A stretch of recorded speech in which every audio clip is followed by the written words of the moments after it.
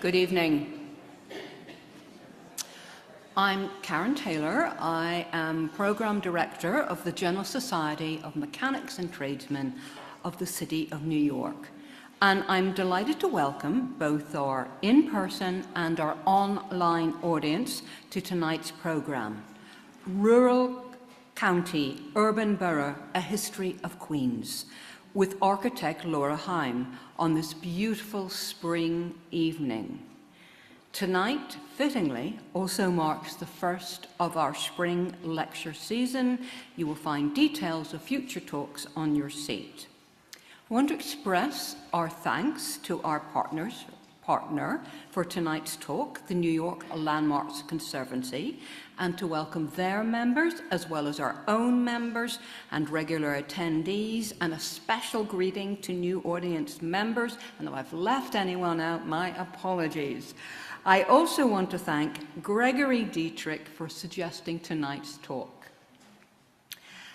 It just so happens that we have the book, Rural County, Urban Borough, History of Queens, for sale tonight.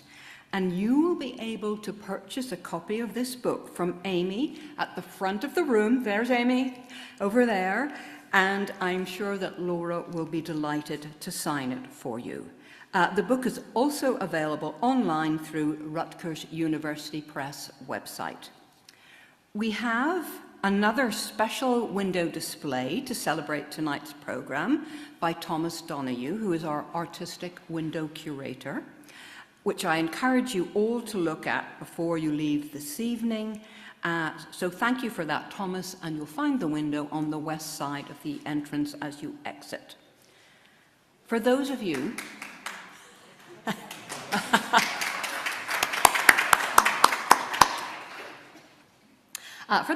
who might be less familiar with the General Society, a brief introduction. The General Society of Mechanics and Tradesmen of the City of New York is a non-profit organization that was founded in 1785 by the skilled craftsmen of the city. Today, our 241-year-old organization continues to serve and improve the quality of life for the people of the City of New York through our educational and cultural programs. These include our tuition-free Mechanics Institute, currently in session upstairs, the General Society Library, of course, of where tonight's talk is taking place, the John M. Mossman Locke Museum, and that is upstairs for those of you who want to, in person, who want to visit it afterwards. It's just up there. And finally, our nearly 200-year-old lecture series, of which tonight's lecture is part of. Laura Heim is an award-winning architect with a firm in historic Sunnyside Gardens, Queens. Her firm, Laura Heim Architect, has a particular expertise in historic preservation and adaptive reuse and renovation. She has served as the chair of architecture on the steering committee of the Sunnyside Gardens Preservation Alliance, as president of the AIA Queens chapter, and on the board of directors of AIA New York State. She was the co-chair of the AIA NY Fellows Committee in 2023. Currently, she's on the board of the Historic Districts Council. She frequently collaborated on the historic preservation work with her late husband, Jeffrey Kroessler, the author of Rural County, Urban Borough. And I'm so pleased to introduce Laura Heim to you this evening.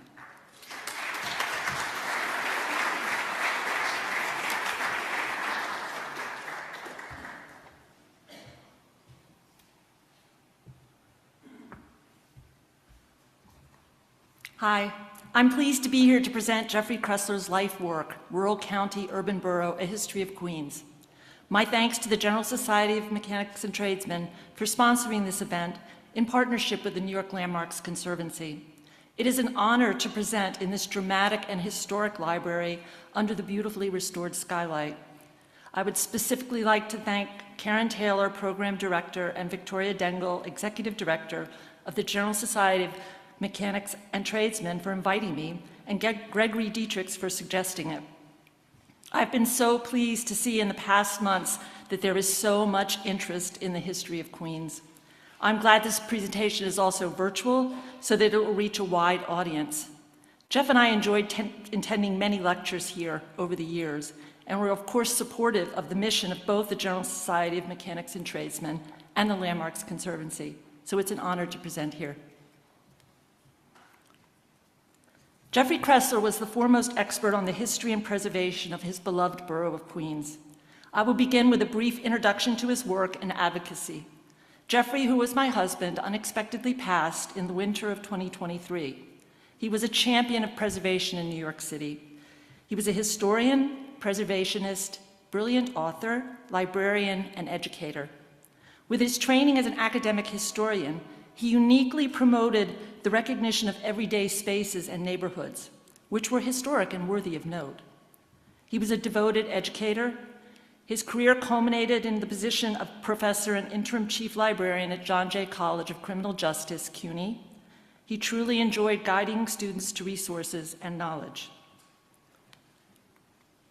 As an author, he wrote numerous articles, papers, and editorials on history and preservation. His significant publications are included here. You can clearly see an emphasis on history, urban history, New York City history, and then, of course, the history of Queens. His last book, published posthumously June 10th, 2025, is the one we'll discuss this evening. So the book is published. Where did it start?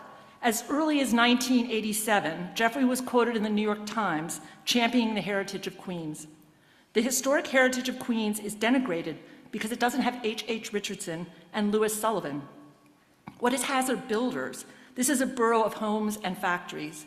There's nothing glamorous about that, but there's something historic and unique. That's Jeffrey quoted by David Dunlap in the New York Times, Queens cultivates its heritage. At that time, he was working on his dissertation at the CUNY Graduate School, Building Queens, the Urbanization of New York's Largest Borough. He studied under Richard C. Wade, the soul of urban liberalism, and benefited greatly from the work of Vincent Seyfried, a historian of Long Island, who wrote volumes on Queens, Long Island, and the Long Island Railroad. The core of the book owes much to his dissertation, but interestingly, one of the readers, Joshua Freeman, suggested it start earlier with the Dutch and the English. And the second reader, Stephen Petrus, encouraged him to bring it past the 1939 World's Fair into the present. Jeff readily embraced these ideas. Thus, to quote Andrew Dolkart, finally a complete, comprehensive history of the physical and social evolution of the borough of Queens. Having grown up in Garden City, Long Island, and studied urban history in Manhattan, and having lived in Forest Hills, Astoria, and finally with me in historic Sunnyside Gardens, Jeffrey was uniquely positioned to create this history of place in between, Queens. My role was to shepherd the book through the publication process with the very enthusiastic Rutgers University Press. I'm so grateful to them. I learned the steps involved in creating an academic book.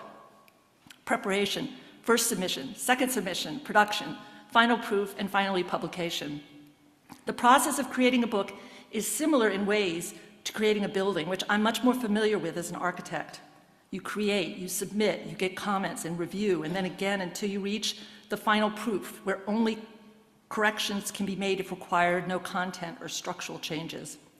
Dedicated and talented editors contributed, with special thanks to Peter Mikulas, executive editor of Rutgers University Press, for so encouraging publication. While the manuscript was complete, the images still had to be selected and placed within the text. As per Jeff's initial proposal for the book, image sources relied heavily on Queens sources. The extensive collections of the Queensborough Public Library, as well as the LaGuardia and Wagner Archive, provided many images. They are both incredible research sources for the history of Queens. Many other institutions contributed as well. So many individuals assisted in this process. From finding the original manuscript on the server, which was open because he was actually working on it at that moment, to the verifying sources for chart data, to editing text and images, numerous colleagues and professionals assisted. Jeff's colleagues were outstanding in answering questions I had about the process. Librarians and archivists at numerous institutions lent their expertise. CUNY's Office for Advancement of Research assisted with the funds for the indexer. Jeff's colleagues at John Jay College were always supportive of his research. 2 photographs were generally contributed by David Dunlap and Joel Sternfeld. So I'm going to tell a little story. The photo from David was an interesting research story. I was searching for a photo of the tent of tomorrow in disrepair online. That's from the World's Fair. And I found an article he wrote in the Times in 2008 titled, "In the Tent of Tomorrow, a Faded Map of Yesteryear." I randomly emailed him to see about using the photograph in the article for this book. He promptly replied, which surprised me, that I could pay the Times to use the photo, or he could send me one he took that day. He sent the photo and the permissions, as well as the article I showed earlier, quoting Jeff from 1987. He included a lovely note about what a trailblazer Jeff was in preserving everyday spaces in Queens. There were many meaningful moments in this process of completing this book. This history is made accessible and compelling by the clear structure of the book, as is arranged in chapters which follow a basic chronological timeline. You can see the first major division, rural, urban. Within those sections, the major drivers of change within the period are highlighted and explained in depth. Throughout the text, this history is rooted in place. For many, Queens is just where you go to get the airport, to get a plane, or where all in the family's Archie Bunker lived.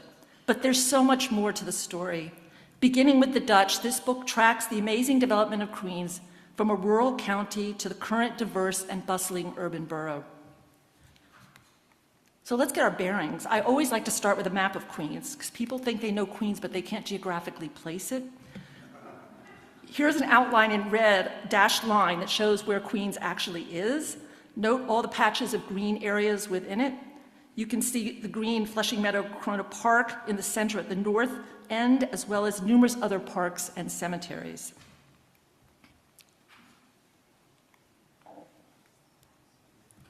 The Van Wyck Expressway creates the major north-south artery, basically connecting the airports, LaGuardia to the north and JFK to the south of the borough. Queens is bounded by Long Island, Nassau County to the east, and Manhattan and Brooklyn to the west. Grand Central Parkway, Northern Boulevard, Queens Boulevard, Belk Parkway, and of course 495, the Long Island Expressway, slice east-west. Within that framework of transportation, you find that Queens today is made up of many distinct neighborhoods with their own character and ever-evolving history. Neighborhoods are a key defining feature of Queens. In Queens, even your address links you to your neighborhood, not just the borough of Queens. You live in Sunnyside, Forest Hills, not Brooklyn, as a generic name for the place you live. These neighborhoods are a unique and charming feature of Queens. Many do not realize that Queens was originally Queens County and included Nassau County, which split off during the process of consolidation of Queens into New York City. This 1859 map shows the original extent with the red outline, the current borough of Queens, and all of the area that's in color to the right is Nassau, which was part of Queens County. The chart shows the tremendous increase in population over a 70-year span, primarily in what would become the borough of Queens, with growth less dramatic in Nassau in that same period. In 1898, through the elaborately detailed political battle, consolidation was completed, with Queens becoming a borough of the city of New York and Nassau County returned to Long Island. Queens wanted more infrastructure and development, given its rapid growth, and Nassau County wanted to remain part of Long Island. These county years were very bucolic and rural. Farms dotted the landscape as Queens provided produce to Manhattan. From the 18th into the 20th century, a defining industry in Queens, particularly in Flushing, was the nursery business. The 1850 census lists many gardeners, nurserymen, and laborers in Flushing. For example, Robert E. Parsons, a horticulturalist.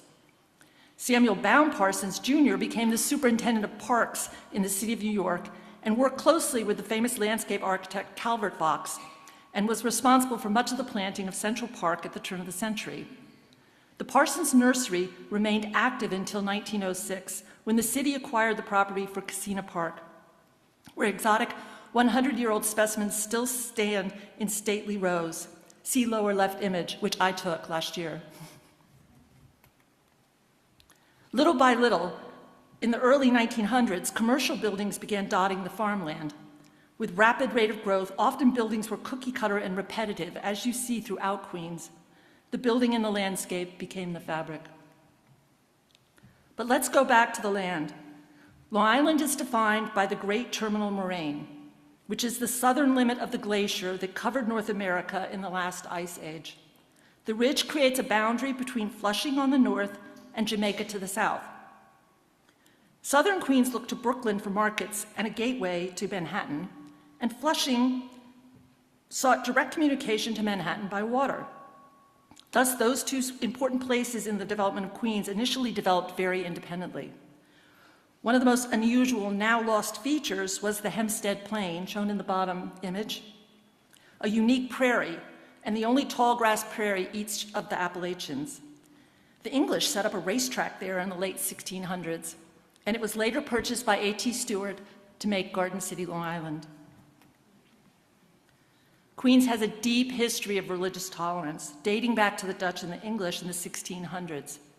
The 1640 charter for the original Dutch colony decreed that only the Reformed Church be practiced, but other religions were tolerated.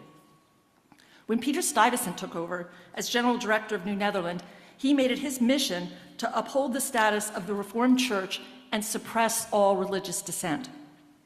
John Bound's house, shown here at the top right, exists today in Flushing. The actual house and some of its furnishings exist today as a marker of this time. He allowed the Quakers to use his home for their meetings. He was banished from the country, later to win his return. We presented the book last fall twice in Flushing and took a tour of the Bound house. I highly recommend it. I had never done it. I highly recommend it. This sense of religious tolerance exists today in Queens with the diversity of its inhabitants. The book deals with the history of the various railroads traveling through Queens extensively, their locations, mergers, failures, and impact on subsequent development, with the Long Island Railroad finally becoming profitable and stable. The railroad was initially created to send produce to Manhattan and manure back to Queens for fertilizer. It then expanded to provide access to housing and entertainment. With transportation options expanding, there came new settlement patterns. The merchant elite set up mansions along the East River as summer homes accessed by ferries, which lasted only a short period.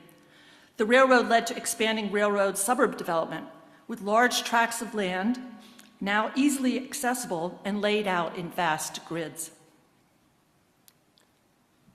In Victorian time, Queens became the home to Knox's Industries, as industrialists needed inexpensive land outside Manhattan to expand their factories and wanted to take advantage of looser regulations.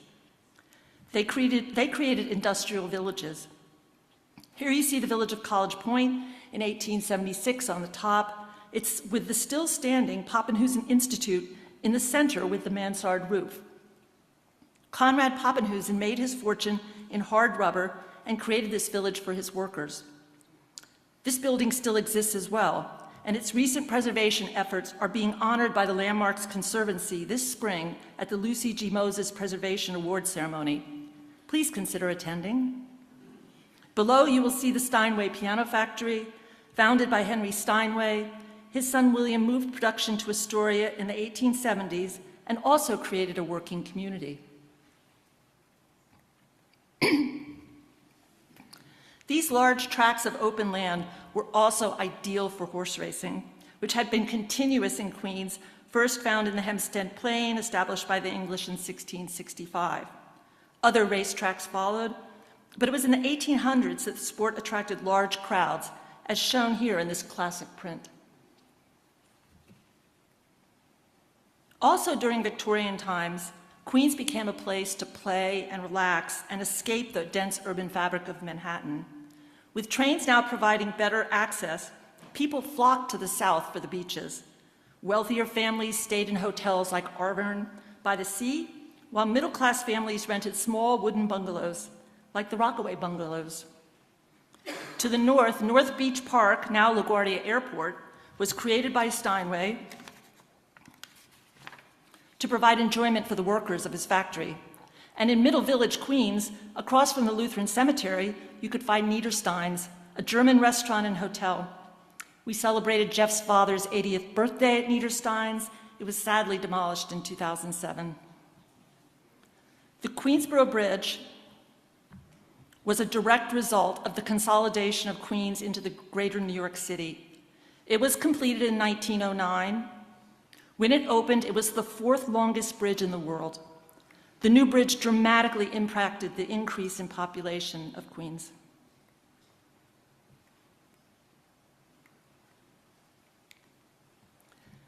The bridge had been a topic since at least 1836, with Queens agitating for it repeatedly, and now at last they had a two-level double cantilever bridge directly connecting Manhattan to Queens. Any discussion of Queens would be remiss without mentioning the vast opportunity for housing experiments and types throughout the 20th century. Here you can see several examples outlined in red on the western edge of Queens. Given the open land from the nurseries and farms and the increased transportation access with the Queensboro Bridge, trains, and the subway lines, the time was ripe. The borough was booming. First came experiments inspired by the Garden City movement in England with Forest Hills Gardens, 1909, which aimed to provide more attractive suburban housing model without the endless repetitive grid. Winding streets with integrated landscape designed by the Olmsted brothers created a picturesque residential setting. And the West Side Tennis Club, home to the US Open up until 1977, when it was moved to Flushing Meadow Corona Park, provided a place to enjoy and have recreation. Alongside this experimental housing, repetitive blocks of housing continued to sprout across the borough. And then, 1924, work began on Sunnyside Gardens, which can be seen here under construction on the then vast empty land adjacent to the Long Island Railroad tracks and easily accessible by the subway to Manhattan. Today, if you fly into LaGuardia or out of LaGuardia, if you're on the right side of the plane and at the window and look down, you can clearly see Sunnyside. I do it every time I can. It's a green oasis in a sea of dense urban fabric. I thought I would go a bit more into detail about Sunnyside Gardens, as Jeff also wrote an extensive book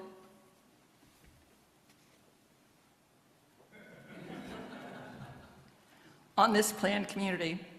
I assisted by providing diagrams and illustrations created by my architectural office. It gave us a chance to collaborate a bit prior to my role in this book, where I had to select all the images.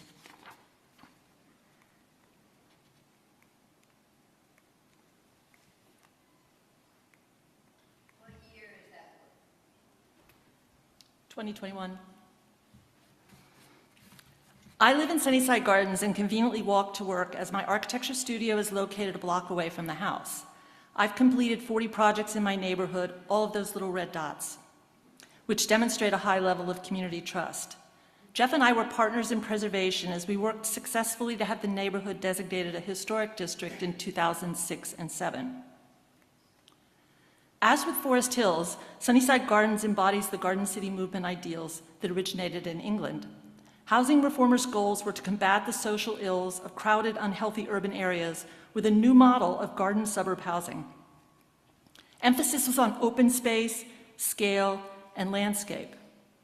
You can see here, starting with the old law tenement laws, as laws were passed, they reduced the building footprint and increased the basic light and air as a given right to all New York residents. Sunnyside Gardens went a way step further and dramatically increased the land-to-built form ratio, as you can see in the center. That's a site plan of a Sunnyside Gardens block as opposed to the urban blocks typically around it. The core design feature is the courts and the muses. Here you can see a prototypical court layout. So in Sunnyside Gardens, we have these courts, and we all identify with the courts. I'm in Washington Court, there's Hamilton Court, Jefferson Court. So you have this whole idea of your neighborhood is identified, and in this diagram, the green is the shared space. There's an easement. They're not all intact now, but in the concept, that was a shared space. And your personal space is the light green. And in each of the blocks, there's a mix. The light gray is a single family, the medium gray is a 2-family, and the dark gray is a 3-family. So you have renters and homeowners at different scales of families living in the same neighborhood, and it was designed originally to be affordable housing. The porches are in red. They're a very important feature because the goal was to have everyone enjoy the garden. So on the single-family houses, the porches are typically in the front, and you share the entry to it with your neighbors. So you have to, I share shoveling the snow with my neighbor because we share the same walkway to get up to our house. So you have all these little community building elements that are put into the design of the neighborhood. And in the back, the 2 families have the porch, and that allows the second-floor apartment to have a terrace to also be able to enjoy the garden. And the 3 families are set back, and they have the alleyways that cut through the block. So if you park your car on the other side, it's really easy to get back around to your house. And they have the porch and terrace also for the apartment on the second floor. So this is what the house was like. I'm going to talk a little bit about my practice there, just to give you an idea, because it was related to the work with Jeffrey. And protecting, restoring these charming streetscapes and 100-year-old houses has been a focus of my office for 20 years. I will illustrate 2 types of projects to give you an idea how they can be preserved and modernized for contemporary use: a 1-family renovation and a 2-family conversion. Over the course of time, we have also restored almost 24 front and rear porches, which contributes so much to the charm of the streetscape. So this is a typical 1-family from 1924. You can imagine this won't cut it today for contemporary life. The rooms were compartmentalized. The kitchen was very isolated from the dining and the living room. That living room actually still looks like most of our living rooms. I even have the picture rail, which is a great amenity. And of course, all the fixtures have to be replaced. So a typical 1-family house is 17'6" wide. It's very small. Priority is given to the garden. It's a very small house, but it's perfect. It has a living room in the front, the porch, the living room, a kitchen and dining in the back, and 3 bedrooms on the second floor. If you can call one of them a bedroom, I don't really think it is. It's like a closet, but people use it as a library or a nursery. And when you do work, the typical thing people want is to open up the kitchen and dining room. That's the classic. And our houses are unique because the joists run to the center of the house. The center wall in the house is bearing. So it's very easy to take out the walls. They're not bearing at all. So the classic one, this is actually my next door neighbor. And they bought the house. The kitchen wasn't the original, but it was compartmentalized. And so we opened it up and created a peninsula. And then on the second floor, there's still 3 bedrooms. We reconfigured storage and added new fixtures for the bathroom. That's a very typical 1-family project. But inside, see, our neighborhood's protected on the outside and by the Landmarks Commission. Inside, it's not. So it's very interesting. There's a very humble architecture, and it creates a sense of community. We're all very similar. We're tied together by these 2-story brick buildings that wrap the courts. But inside, anything goes. I mean, and it's so fascinating when you live there to go into everybody's houses because you have the exact same house and everybody's done it very differently. This one was very open and contemporary. We have the sliding French doors, which Landmarks allows you to do, to go out to the garden. And it's very, bright and poppy. But of course, now they have 2 kids and it's very childproof, so it doesn't look like this anymore. And the pictures on the right are what it was before. You can see it's dark, but it has old fixtures. You need to upgrade it. And then I was very pleased when I first opened the office. One of my projects was actually featured in the New York Times. The only thing is they didn't give me a credit. So the other kind of typical project is a 2-family conversion. So people think the houses are small. I came from a Manhattan apartment. I thought our house was huge, but they are small. They are small.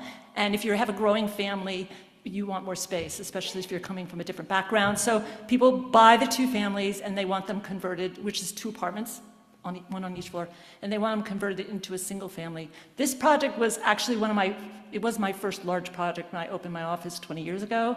The client was a lawyer. She found me through because I was getting the first permits from Landmarks for smaller projects, so she knew I could get the permits. So she hired me. We're still friends today, actually. So basically what you do is you take the first floor, you open up, because it has a living room, 2 bedrooms, and a kitchen and bathroom. You open it up and make one large living room in the front. Again, you try to connect the kitchen and the dining room in the rear with a peninsula. We squeezed in a little powder room on the ground floor.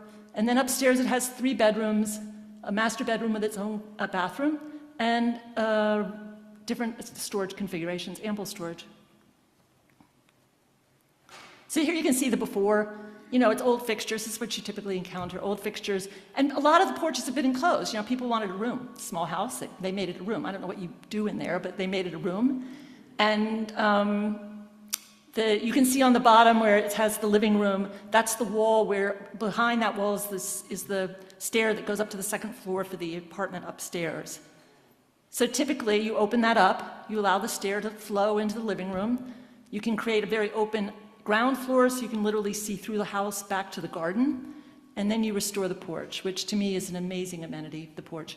It provides an airlock for the house. It provides a place where you can look out and see your neighbors. You can sit there and have a cup of coffee. I put my plants there in the winter. It's just a lovely, lovely space. And then, of course, there's other upgrades to finishes to make it more contemporary. So this is an example of a porch that was restored.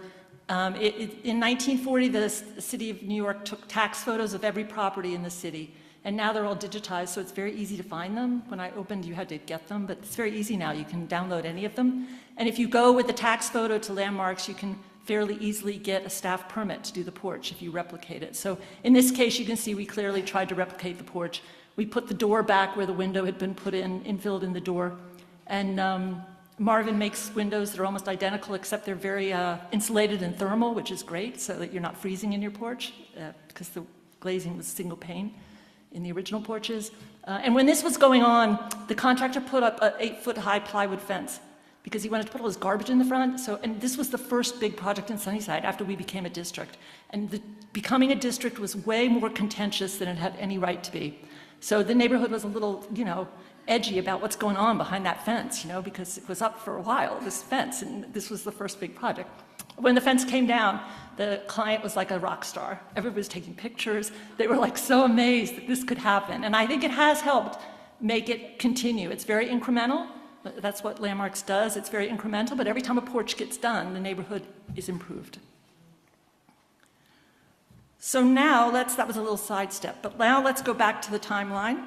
The Great Depression, the historical timeline, 1929 to 39, paused all these garden suburb experiments.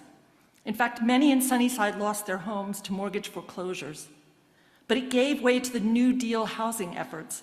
An example shown here, Boulevard Gardens in Woodside, which is right adjacent to Sunnyside. I can walk to this, actually.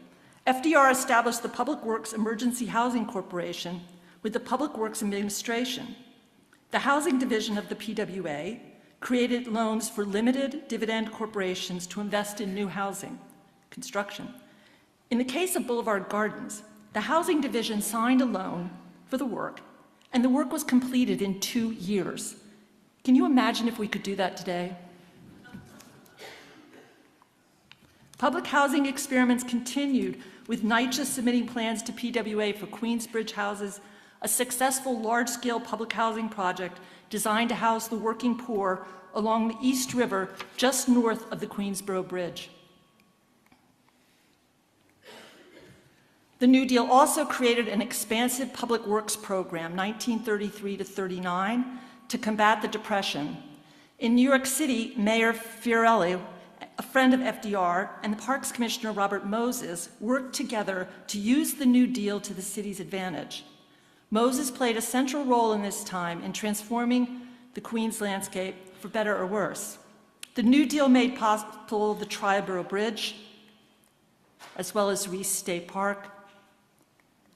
Another set of projects focused on the New York World's Fair, as Robert Moses could justify new roads for access as well as transform the area from a dump into a majestic park. The 1939 World's Fair focused on the future, the world of tomorrow.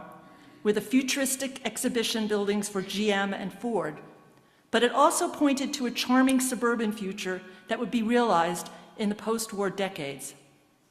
While controversial, Moses certainly had vision. Post-war Queens also sprouted planned communities more modern and durable, such as Glen Oaks Village. Built for veterans in 1947, it provided 2,900 two-story units.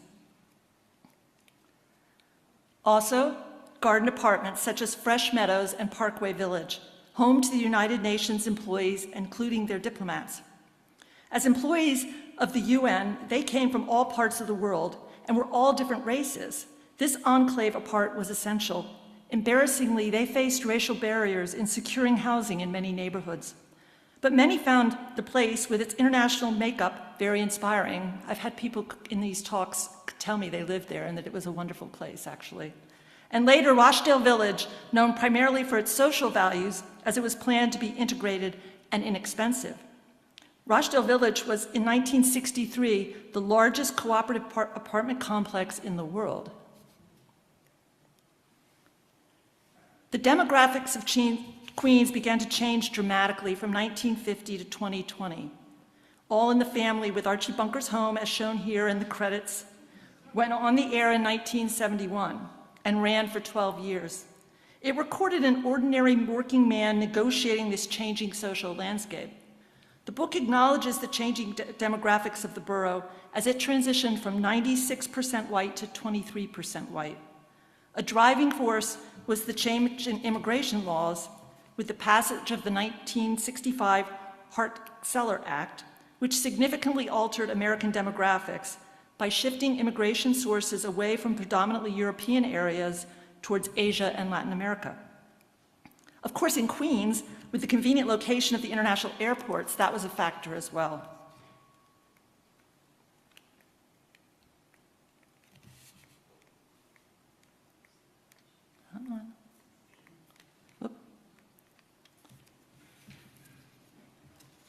The book is infused with the history of place.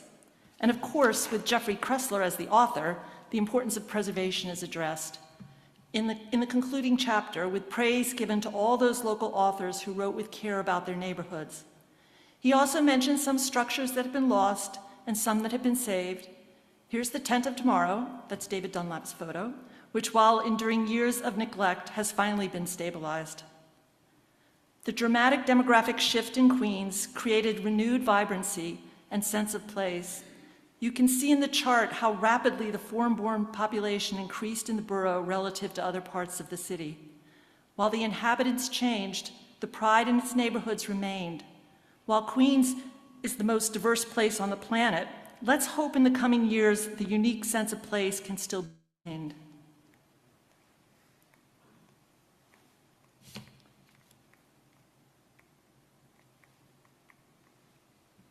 Read the book and hop on the 7 train to discover Queens. Thank you.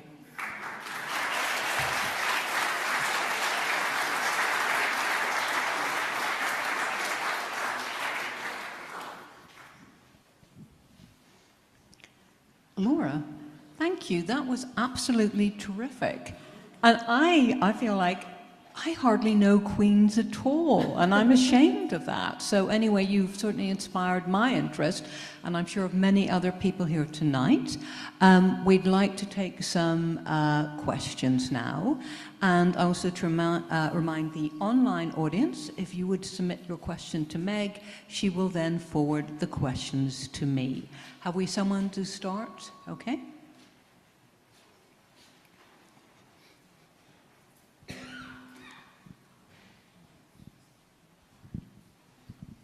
This is kind of a little question, but I noticed at least twice in your talk you referred to Flushing Meadow Park, singular.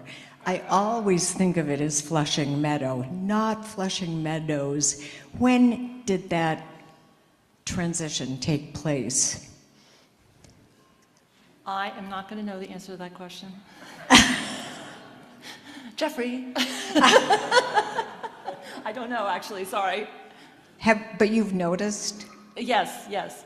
Anybody else bothered by meadows, plural? Okay, we started with the hardest question. Can we get easier? Does anyone here know the answer? Do you, sir? Just Google Okay. it. Did you? No. Okay.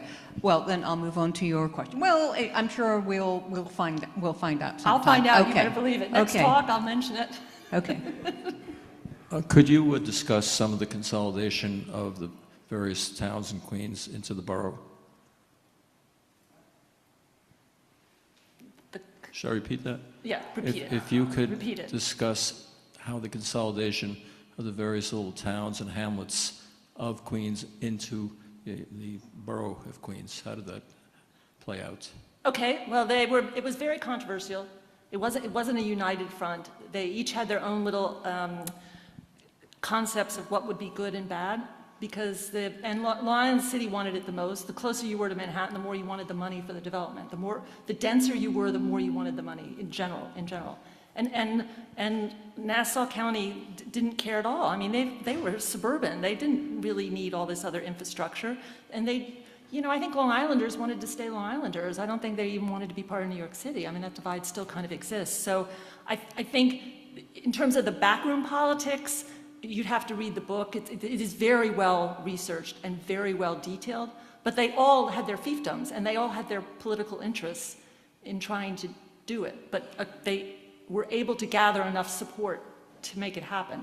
And that was part of the reason Queens boomed, frankly, because they got the money. They didn't have the resources to do it prior to that. Who had the vision for creating the garden cities? Who was the person who spearheaded the development of Queens? Was there one person in particular? Were there few people? How did it work? Well, Lewis Mumford was a very famous theorist who was part of it. And then, of course, there was the whole Regional Planning Association that was instrumental in figuring out how to fund it and create a corporation, the city corporation, to make it go forward. There were architects that were very interested. It was an amazing time. I mean, I kind of wish we could replicate it now. but everybody's a little too concerned about their money, so I just think it's harder now. But they were all just very interested theorists, architects, and planners and philanthropists that wanted to make a new way of life. I mean, it's amazing, and they did it, and they did it, and they did it over, Sunnyside is over a 4-year period. It wasn't all at once. I always say it's an architect's dream to do that job because they built 2 blocks and then stopped, and they could evaluate it, and then they tweaked it, and then they built 2 more blocks. So it looks like it's one big planned community, but it was done over time so they could keep critiquing it.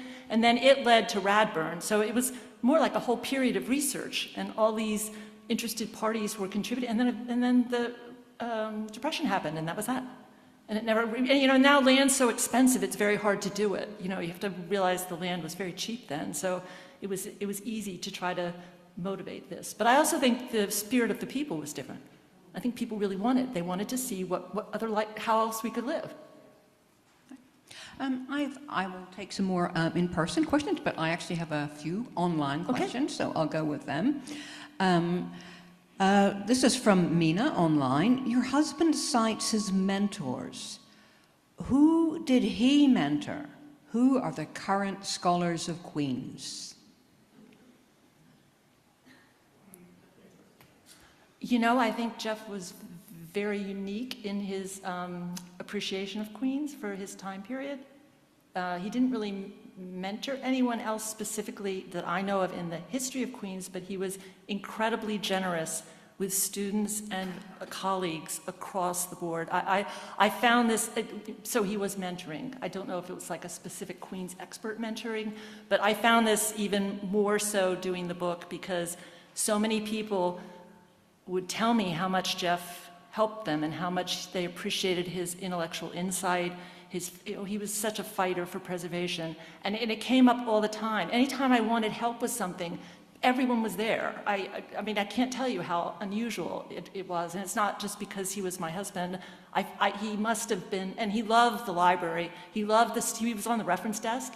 He would say, it's like he was a lifeguard when he was younger. He would say it's like being on the big chair. You had to guide what's going on. And if I called him when he was on the big chair, he'd be like, Laura, you can't talk to me, I'm on the chair. He took it so seriously, but he really helped He really liked helping the students, and that his job at John Day was perfect for that because he would be on the chair, the reference desk, for 2 hours, and then he could do everything else. He could write, he could go to his preservation meetings. I mean, it was a really great setup for him, and he was very appreciated. I mean, the outpouring was amazing. Well, he does sound the most remarkable man. This was a question from Mark online, and can you kindly show again Jeffrey's book covers? Is that awkward for you to get back No, to that that? happened in another one. Let's He see. would like to take a screenshot. Yeah, that happened in another talk.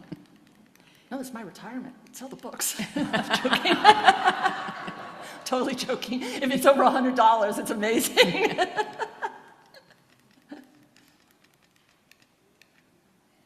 Okay. Well, there you go, Mark. Just for you. You can take a screenshot of this. Okay, I'm going to ask another online question, and then I will take some more in person. Were developments like Glen Oaks Village for veterans, were they integrated? That's from Elizabeth online. I would assume so, but I don't know that as a fact. I would assume so. Okay, here we go.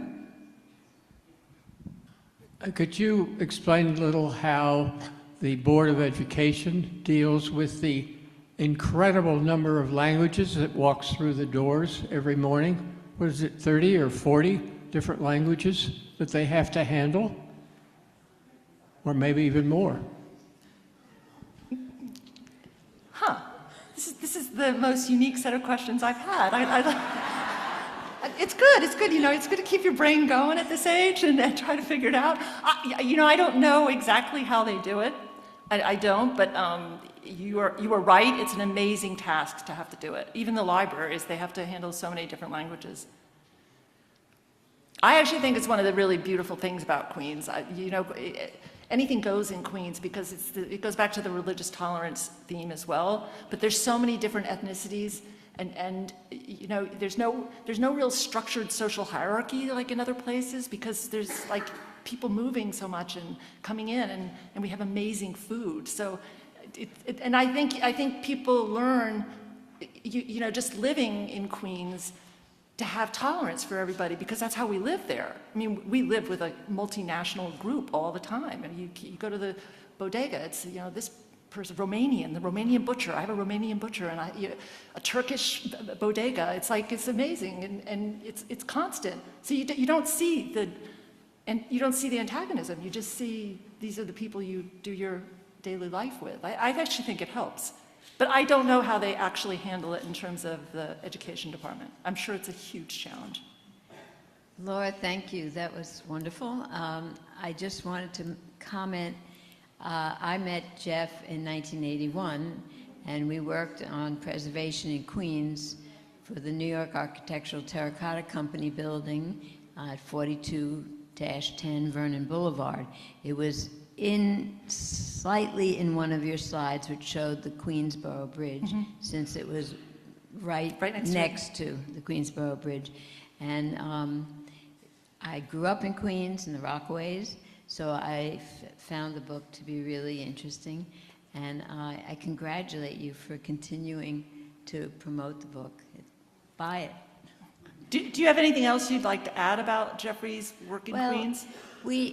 Susan's on the board of the Historic Districts Council and worked with Jeffrey for years. Yeah, we worked together since the early 80s, and it was always wonderful to see Jeff's written comments. He was very thoughtful, and he was a terrific writer. So his letters, his editorials, his input to the Historic Districts Council, in whatever way necessary, was really valuable. And you know, it was a special opportunity to feel like Queens meant a lot.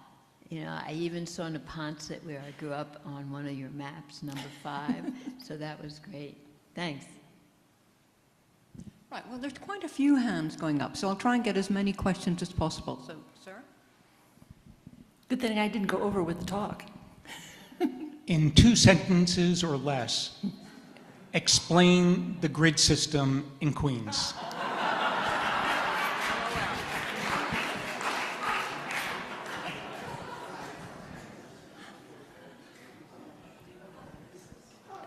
when we first moved to Queens, I mean, I lived on the Upper West Side. I didn't even know in a car. When we first moved to Queens, I had to drive to client meetings, and so I'm driving, and at one point I got lost. I mean, I just got lost. It was pre any way to look it up, right? So I called Jeffrey. I'm like, because he knew Queens like the back of his hand. I'm like, I'm lost. What do I do? He's like, Laura, get out of the car. I said, get out of the car. He's like, look up. I looked up, and there was the City Corps building, in Lion City. It's not the City Corps building anymore. He's like, do you know where you are? I said, yes. But then I still have to explain to people what the numbers mean, and there's avenue, cohort. It's so confusing. It's so confusing. Manhattan's much easier still for me. You just look, we go one way or the other. Right? I wanted to think that there's a borough personality, and so I wanted to ask, what's the most Queens-like interaction you have had in the development or the marketing of this book?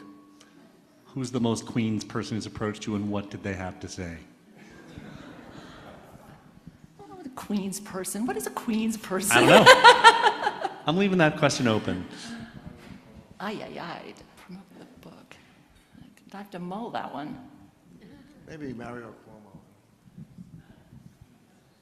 The response has been very positive, and it's really been interesting to hear people.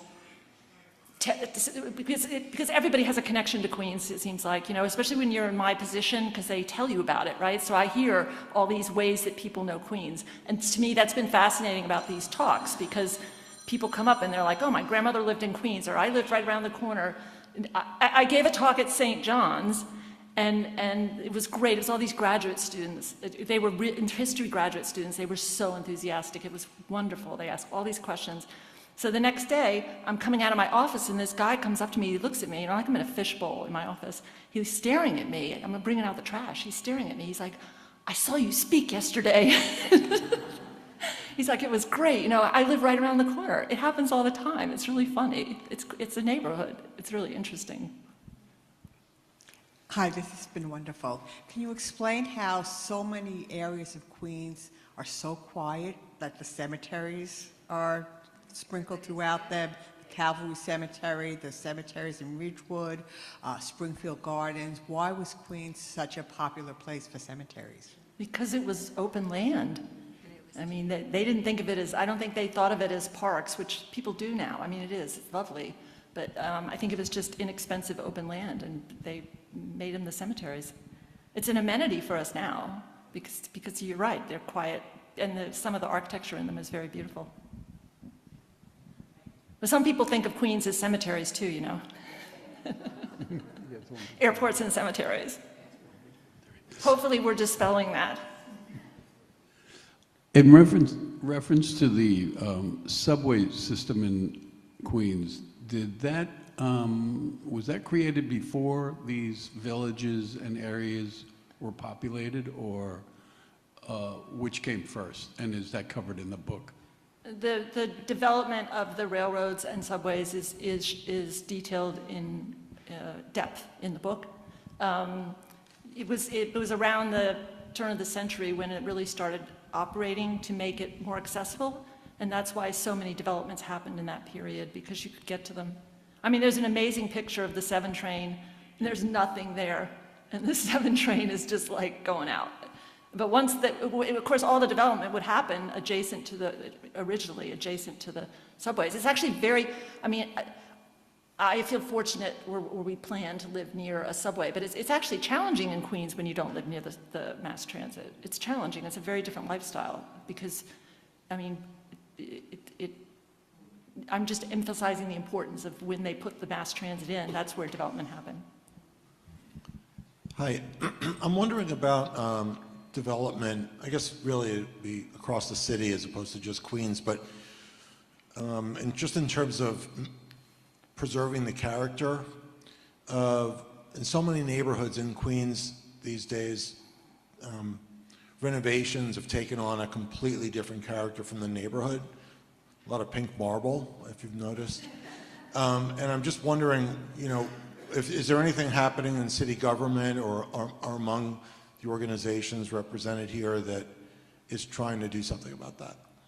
Well, the Historic Districts Council tries to identify neighborhoods who want to be protected, and they work with them. We do surveys, we try to figure out, we have 6 to celebrate every year, which is neighborhoods that we feel are endangered, and that's to try to help that, but they have to have some historic character to begin with to do that. I always find it very disappointing in Queens when you see, I call it Queens crap, when you see the stuff going up that's so out of character. It just, I don't, it's sad. And it's very hard to stop because, you know, it's like this bizarre urge. I mean, it started to happen in Sunnyside before we became a district. It was happening. That's why we were fighting so hard, because some people have this need to stand out with their house. They have this need to say, my house is bigger, my house has better materials. Somehow that reflects on them. I don't know why. It's just a house. You know, it's just where you live. And I'm an architect. I mean, I think it's important, but to make it, to try to make it not part of your community just seems odd to me, very odd.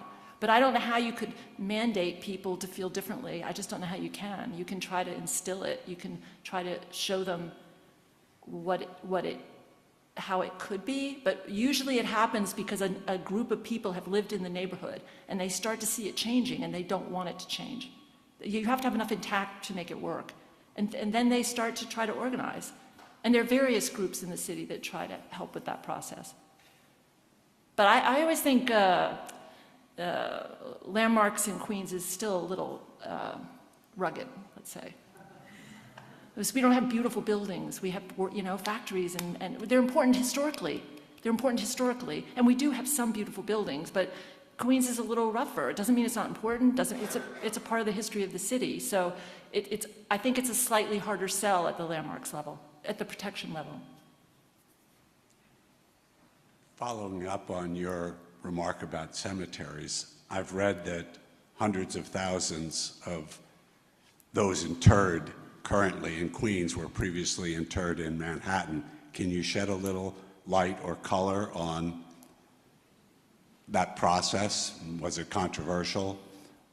Was it made at high levels without consultation of the nearby residents?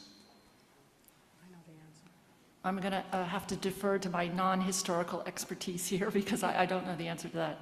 Yeah, so my name is Claire. I grew up in Queens. I'm not really from here, but anyway, so I know the answer. So oh, good, thank you. I think I know the answer, you know, because I have patchy knowledge.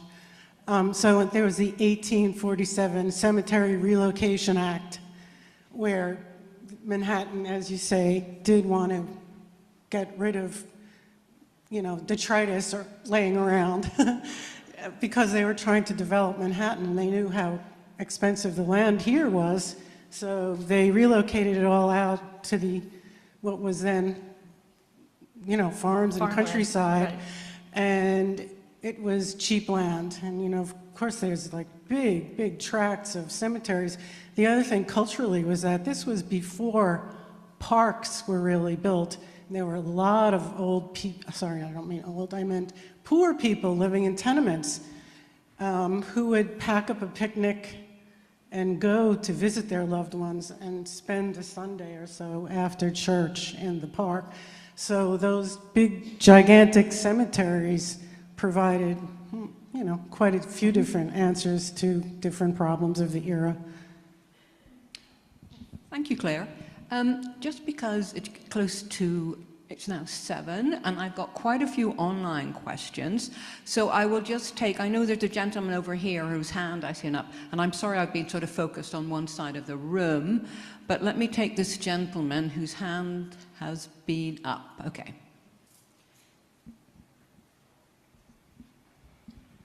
The question I have is, if you address an envelope or mail, it's Brooklyn, New York, it's Bronx, it's Manhattan, but in Queens, it's Whitestone, New York, it's Jackson Heights, New York. It's now, I'm assuming that the reason is maybe because it was part of Nassau County, that it had towns names opposed to a borough name. Do you have an answer for that? Well, it probably is that there were all these distinct towns, and that's how, and we held on to it. I mean, they keep trying to tell me I'm in Long Island City, and I'm like, no way, I'm in Sunnyside. It just pops up. I mean, we're very territorial, you know, we are in our neighborhoods. Because I lived in Whitestone, and within 2 minutes away is Malba, and another minute away is Beechhurst. And so it never made sense that it was so broken down to these small little towns, and there was all the same zip code. It's a charming feature of Queens. What can I say? Okay. I think it gives it a more distinct sense of place because you're already in another subset. So you identify with it. It creates like a neighborhood. I think it's actually a lovely thing. Even if it's just the name, I think it does. Okay, Laura. Okay. I'm going to take some online questions now, and if we don't, we'll do it. You mind if we do it quick fire, just if I'm here. Okay, right. Not that I'm sure that, and for the in-person audience, obviously Laura will be here for some time, and will be able to answer many of your questions. You need a mic. Sorry. It's okay. I was saying, obviously Laura will be here for some time, and we'll be able to take questions. So I'm going to sort of go quickly through some of the online questions, and there's a lady over here. And then I get to choose which one I answer, is that it? Yeah, absolutely. You can say, okay. No, yes. Yeah, right, okay. Do you have any additional insight on history of what was originally known as Pips Park Playground in Sunnyside Gardens?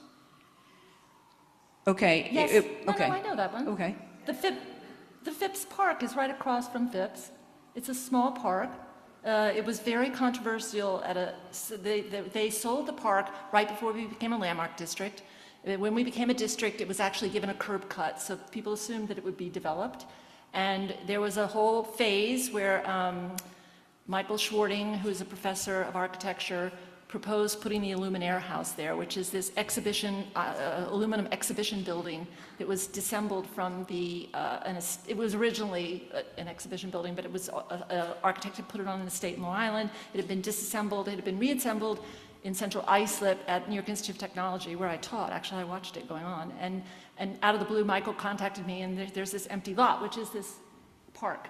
And they tried to put it there. It was a big deal. It went to landmarks. It was very controversial. Even the people who didn't want our neighborhood landmarked wanted the landmarks to stop it, which is really funny to watch. Actually, it was really funny. Anyway, they killed it. It didn't happen. But now the owner has sold it to the city, and literally it's almost done. It's going to be a park. They restored one of the structures. They have children's area. So it's actually it's a happy ending for our neighborhood. Right, and I believe it's been renamed in honor of Lieutenant Michael Davidson from the FDNY. Correct. Can you, now this could be the whole lecture, but could you give some more information about the evolution of Astoria? The evolution of Astoria? Yes. Oh, no. I can't. I will say, no, it's not answering the question, but I will say Jeffrey lived in Astoria when I met him. And I had been to Queens maybe twice in my life at that point. It's kind of funny to think about it. And he loved Astoria. But Astoria is very popular with young people now. But Astoria, at the time we were looking to where to live, Astoria had a lot of one families that were being used as two families. So it was very expensive because they were two families, even though they weren't really two families. And also everyone was paving over their front yards. It was a cultural thing. They were paving over their front yards, and it was, because they didn't want to deal with, grass and touchy stuff. So the actual environment was getting very barren, in our opinion. I don't know if it doesn't really answer the development of Astoria, but that's my personal insight on Astoria. It has great restaurants. Okay, terrific. Okay, quick questions, right? We're still on Astoria. As an architect, how would you describe the crenellated style of old stores along Broadway? Is there a bit? Don't worry. No. Okay. No. Right. Can you talk a little bit, again, briefly, about the Flushing remonstrance? Okay.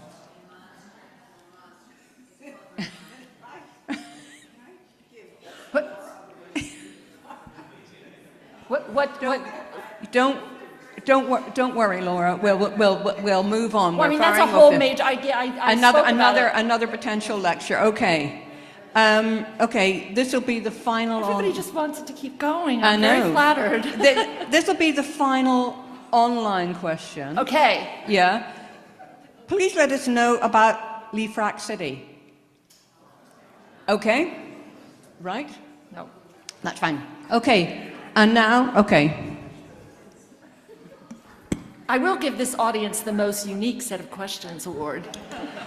Okay, I've been attending these lectures for the past few years, and I've been to a number of them, and I'm noticing that there are so many more people here than at other ones.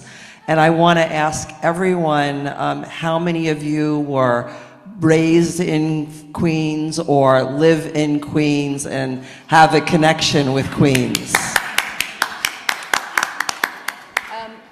That is a very good question to conclude with, because this also means that I'm sure anyone who has lived in Queens would like to purchase a copy. Yes, and I think I could say that every single person here tonight knows someone in Queens who would love a copy of the book, right?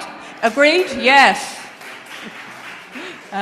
So, Laura, obviously you had a very enthusiastic audience, and obviously there's so much to know about Queens. Who could possibly know everything? But your presentation was excellent. As I said to you earlier, I think Jeffrey would be so proud that his...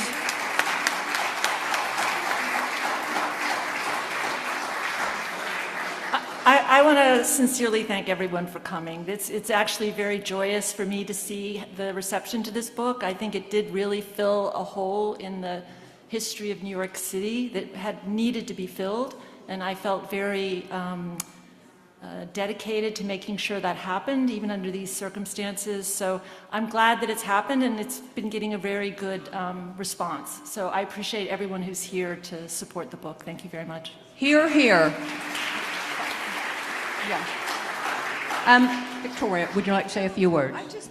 The only thing I can add, Laura, is to say that, you know, what a wonderful tribute to your husband, and it's so heartfelt. And you said that he passed away in 2023, and it was unexpected. And what you did in just a couple of years' time with his work is incredible. That you quickly brought that to life, and such a great tribute to the man that you obviously love very much. So thank you so much for sharing him with us. Thank you. Thank you. At another one of these events that HDC had, Eve Kahn was one of the conversationalists, and we prepped a little before, and I mean, I'm fine, but I said, don't do what she just did, you know, I don't want to get upset. Oh. It was earlier. I'm fine. So Eve wanted to say something like that. So in the middle of the talk, she says, I have to say, you know, I'm a writer, and my husband's a lawyer, and if I passed, he would never finish my book. I think it was a compliment. So, Laura, in conclusion, we would make a little presentation to you, which would be the poster. Oh, as a little memento. And I'll put it in my window. To express our huge appreciation for you sharing your knowledge and expertise. And after all, we have just found out so much more about the most diverse place on the planet. Thank you all for coming this evening. We look forward to seeing you again. Our next lecture will be celebrating the work of Albert Bard, Servant of Beauty, Landmarks, Secret Love, and the unimagined life of an unsung New York hero. Please join us in 2 weeks on March 24th. Thank you again. And the in-person audience, when you're buying a book, please also have a glass of wine. Thank you so much.